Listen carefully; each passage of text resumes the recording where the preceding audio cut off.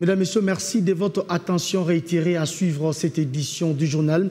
Je le disais en titre, ils sont près de 2 217 456 finalistes, dont 1 081 288 filles élèves finalistes du primaire sur l'ensemble du territoire national à être soumis aux épreuves écrites de l'examen national des fins d'études du cycle primaire. Le ministère national en charge de l'enseignement a instruit les directeurs provinciaux de veiller dans leur juridiction à la bonne passation de ces examens nationaux ainsi que toutes les étapes subséquentes qui doivent se dérouler en toute sécurité et dans le strict respect des prescrits du règlement qui le régit.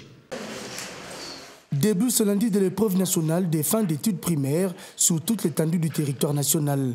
2 217 456 élèves du primaire, dont 1 081 288 filles, prennent part à cette session de 2 jours qui porte sur le français et les sciences pour la première journée et les mathématiques pour la seconde. Les candidats finalistes ont pu s'adapter à ces tests qui découlent de la matière apprise à l'école et se félicitent de s'être focalisés à la révision et lecture pendant leur préparation. Et ça s'est bien passé. À un moment, je m'étais bloquée, mais quand j'ai bien réfléchi, c'était facile. C'était facile parce que j'ai beaucoup étudié, j'ai beaucoup révisé, c'était facile. Ça, c'est pas l'examen de l'école, c'est l'examen national. Il faut vraiment réviser, il faut pas se déconcentrer avec les écrans, la télévision.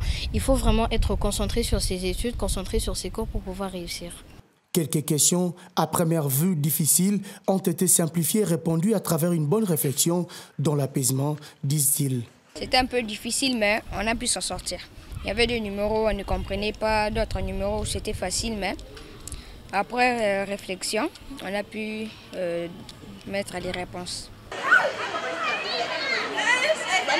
Le ministre national en charge de l'enseignement primaire, secondaire et technique avait instruit aux directeurs provinciaux de veiller à ce que ces tests nationaux se déroulent dans le strict respect des règlements régissant ces secteurs et en toute sécurité.